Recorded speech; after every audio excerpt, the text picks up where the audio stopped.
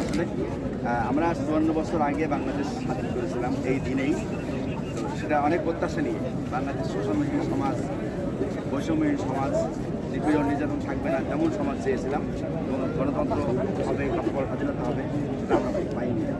54 বছরে পাইনি। 54 বছর পরে আবার 5ই আগস্টে আমরা দ্বিতীয় স্বাধীনতা পেয়েছি, যার মাধ্যমে আমরা আশাবাদী যে আগামী দিনে বাংলাদেশের শোষণহীন সমাজ গঠিত হবে, ডেমোক্রেসি প্র্যাকটিস হবে এবং বৈষম্যহীন সমাজ গঠিত হবে।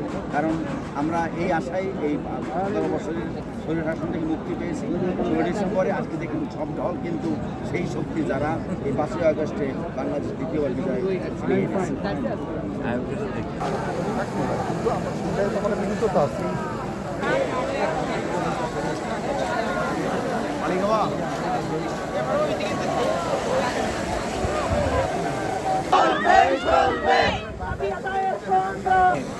বাংলাদেশের মানুষ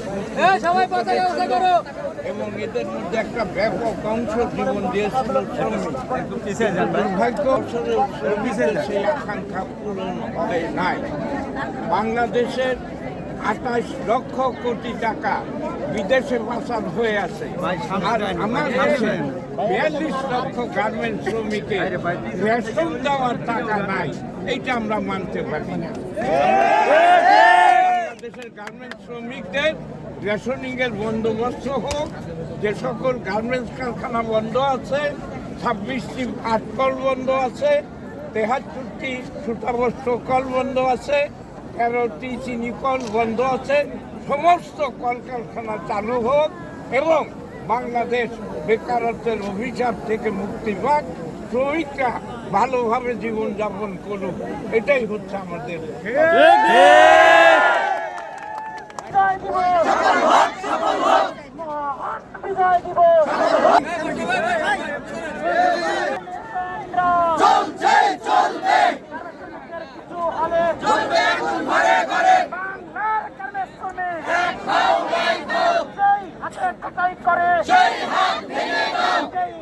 মামলা করে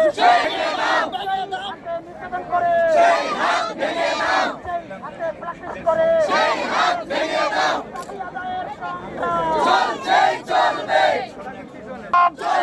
চলবে